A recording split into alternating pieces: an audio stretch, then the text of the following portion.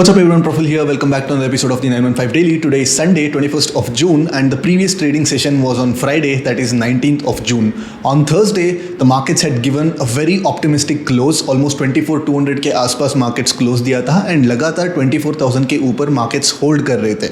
But when the US markets opened on Thursday, it was bloodbath for the IT sector. Accenture came out with the results and they cut their revenue projections because of the AI-led disruption. And of course, जो Indian IT companies है which follow the Accenture का model, they were already down in the ADR and of course there was a gap down expected when the Indian markets opened the next day.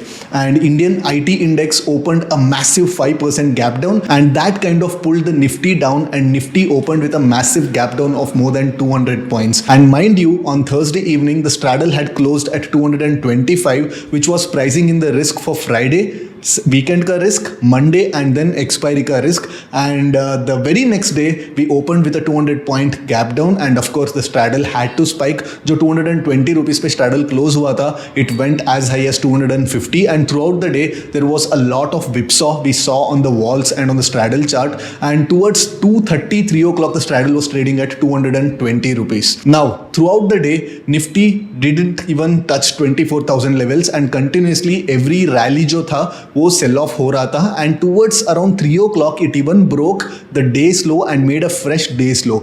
But then at 3 o'clock comes the mother of all candles. Within 5 minutes Nifty shoots up 130 points. जो पूरा दिन का range बना था वो पूरा range को एक ही कैंडल ने तोड़ देता है and Nifty breaks out of 24,000 again and again Nifty has given a close about 24,000 levels. Now everybody was thinking that again DIs would have come and they have bought the index, but to everyone's surprise when the FII DI data came in the evening, it was the FIIs who were the net buyers of more than 4,300 crores. Now the question is, have the FIIs turned around and started to buy the markets and whether the bottom has been made and whether we can see the good days ahead for the Indian equity markets? Time has to tell.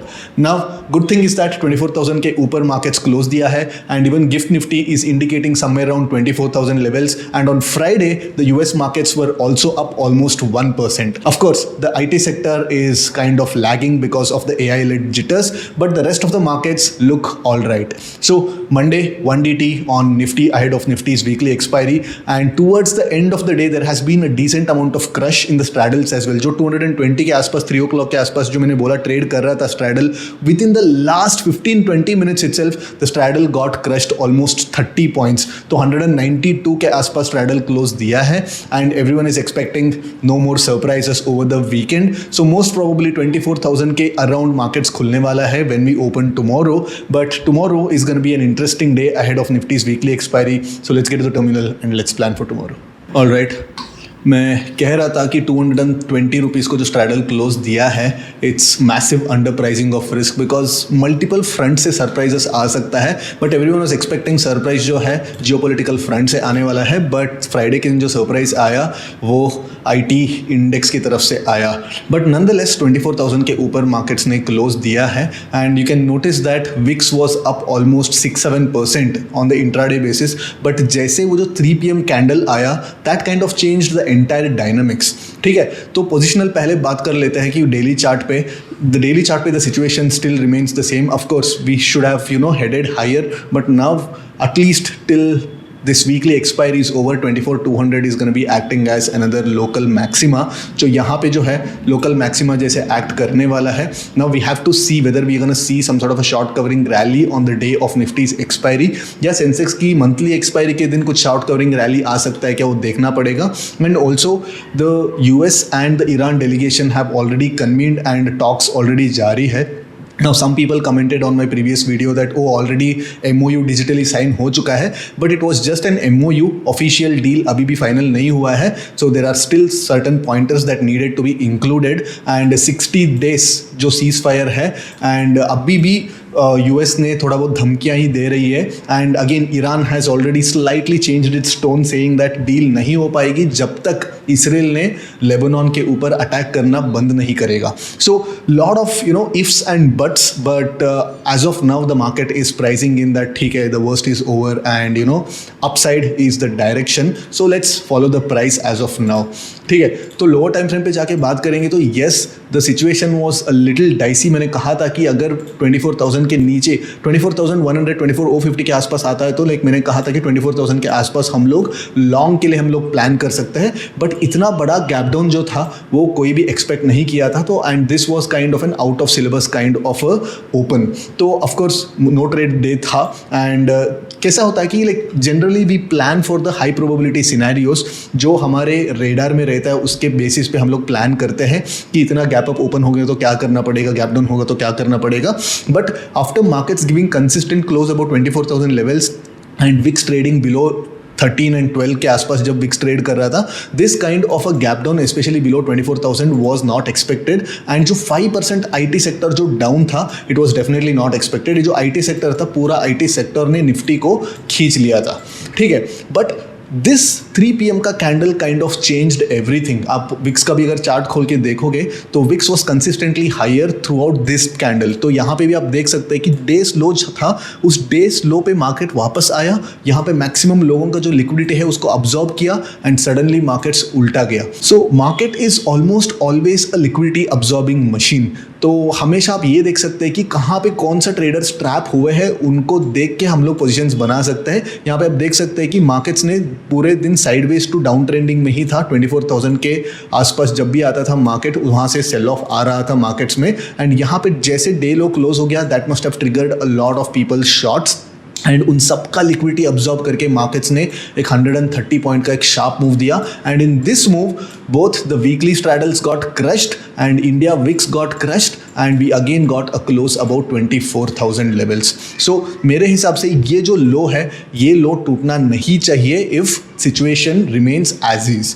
ठीक है, now 24,000 के आसपास अगर market open होता है and कल अगर इस हाई को अगर तोड़ देता है 10 o'clock के पहले, then of course we should be going in the direction of the trend. And जो टारगेट है समवेयर अराउंड 24,200 24,180 के आसपास हम लोग बुक कर सकते हैं. एंड यहाँ पे हम लोग एक रिवर्सल वाला एक मीन रिवर्शन वाला ट्रेड भी हम इनिशिएट कर सकते हैं.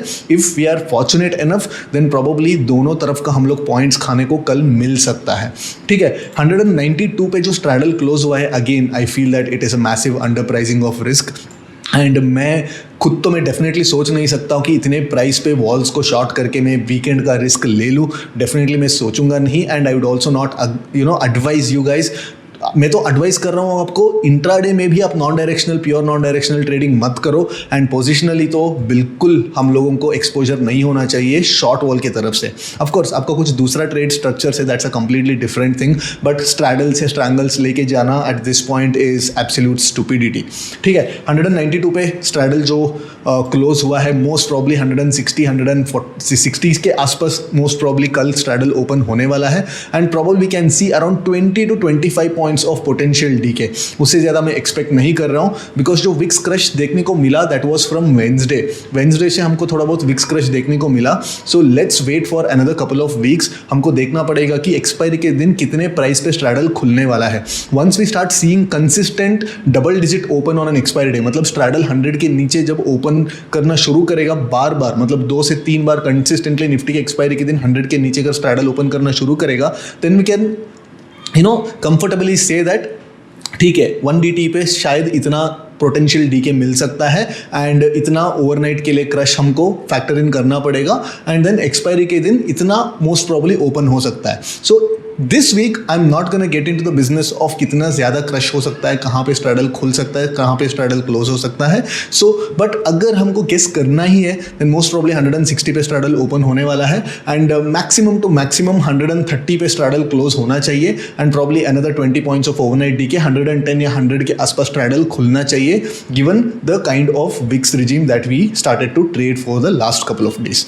ठीक है, now definitely non directional trade मैं तो सजेस्ट नहीं करूँगा, बट एज आई सेड एक ट्रेंड फॉलोइंग ट्रेड हम लोग इनिशिएट कर सकते हैं, बिकॉज जहाँ पे गिफ्ट निफ्टी दिख रहा है 24,040 के आसपास गिफ्ट निफ्टी दिख रहा है, इसका मतलब यह है कि स्पॉट समवेयर अराउंड 24,000 के आसपास ओपन होने वाला है if you were to believe GIFT Nifty. तो यहाँ पे अगर खुलता है कहीं ना कहीं 24,000 के ऊपर खुलेगा, बट थोड़ा बहुत इस रेंज के अंदर खुलेगा, तो यहाँ पे ब्रेकआउट होता है तो इंट्राडे ट्रेडर्स के लिए एक अच्छा रिस्क रिवॉर्ड के साथ एक ट्रेंड फॉलोइंग एक breakout kind of a trade मिल सकता है। तो हमारा जो रिस्क है समवेयर अराउंड 30 to 40 पॉइंट्स रहेगा, एंड जो रिवॉर्ड है समवेयर अराउंड 24,200 के आसपास हम लोग टारगेट भी बुक कर सकते हैं। Now what if we open a gap up 24,100 के आसपास अगर हम लोग गैप अप खुल जाता है तो देन सिचुएशन थोड़ा डाइसी बन जाता है, बिकॉज मार्केट्स ने अब देख रहे हैं कि इंट्राडे का जो रेंज है 100 से लेके 150 पॉइंट्स का ही इंट्राडे का रेंज है। सो अगर मार्केट 24,100 के आसपास आएगा तो देन मोस्ट प्रॉब्ली 24,000 पे अगर नीचे आता है तो देन जी मोस्ट प्रॉब्ली वापस मार्केट बाउंस करेगा, एंड 24,200 को ब्रेकआउट करने का जो प्रोबेबिलिटी है वो हाई हो जाता है on the expiry day but not tomorrow. So अगर मार्केट 24,100 के आसपास ओपन होगा तो देन बेसिकली 24,200 पे हम लोग एक मीन रिवर्शन ट्रेड इनिशिएट कर सकते हैं, समवेयर अराउंड 30 पॉइंट्स का एक स्टॉप लॉस रख के अराउंड 60 to 70 पॉइंट्स का टारगेट रख के हम लोग यहाँ पे एक मीन रिवर्शन ट्रेड इनिशिएट कर सकते हैं। एंड ऑल्सो 24,000 के आसपास, लेट्स से मार्केट्स 24,100 के आसपास ओपन हो गया एंड देन 24,000 को अगर रिटेस्ट करेगा तो यहां पे भी हम लोग एक 30 to 40 पॉइंट्स के स्टॉप लॉस के साथ हम लोग फिर से एक मीन रिवर्शन ट्रेड इनिशिएट कर सकते हैं। एंड यहां पे हम लोग स्ट्रैडल 24,100 का या 24,150 का स्ट्रैडल ट्रेड करना मेरे हिसाब से थोड़ा स्टुपिडिटी रहेगा, बिकॉज मार्केट्स आपको कंटिन्यूसली डेल्टा हेज करने के लिए मजबूर करेगा। बिकॉज इमेजिन दिस 160 रुपीज़ पे अगर स्ट्रैडल ओपन होता है तो कॉल ऑप्शन 80 रुपीज़ पे रहेगा, पुट ऑप्शन 80 रुपीज़ पे रहेगा। अगर मार्केट 50 पॉइंट्स भी ऊपर नीचे जाएगा तो this 80 rupees will go to somewhere around 40 and this 80 rupees will go to somewhere around 120। तो ऑब्वियसली यहाँ पे ऑलरेडी एक सम इनबैलेंस डेवलप हो जाएगा प्रीमियम पे, एंड आपका मार्क टू मार्केट थोड़ा वायलेंटली मूव करेगा। So in spite of systematically trading a straddle, wait for the markets to come to either the floor or the ceiling, and यहाँ पे हम लोग मीन रिवर्शन ट्रेड आप इधर naked call short करके stop loss रख सकते हैं, या put ratios debit put ratios kind of trade ले सकते हैं, या जब मार्केट 24,200 के आसपास हो तो देन आप 24,100 का एक स्ट्रैडल इनिशिएट कर सकते हैं, सो दैट जब मार्केट यहाँ पे है, जब मार्केट यहाँ पे है तो आप यहाँ पे स्ट्रैडल इनिशिएट करोगे, this is 24,200 level and this is 24,100 level. जब आप यहाँ पे स्ट्रैडल इनिशिएट करोगे तो जब मार्केट नीचे आएगा, not only will capture the delta but also will capture the bit of theta and vol crush as well. तो ऐसे स्क्यूड स्ट्रैडल्स भी हम लोग यूज़ करके थोड़ा डायरेक्शनल बायस हम लोग प्ले कर सकते हैं, if you don't have that much of experience in trading naked options directionally.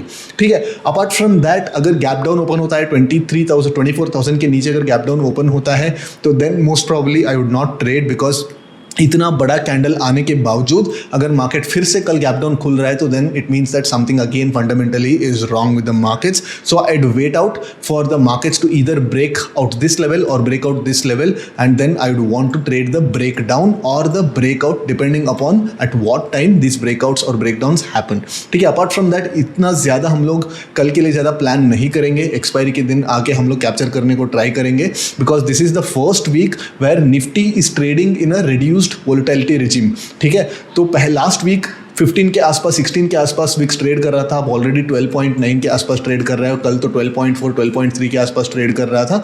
तो once the market gives a signal that okay अभी थोड़ा वोलेटिलिटी सबसाइड हो चुका है, मार्केट्स थोड़ा डोसाइल हो चुका है, थोड़ा बहुत मार्केट्स 100-150 पॉइंट के रेंज में ही रहने वाला है, then we can start planning a little aggressive trades. ठीक है, I'll see you guys again tomorrow after the market action, and till then take care, bye bye.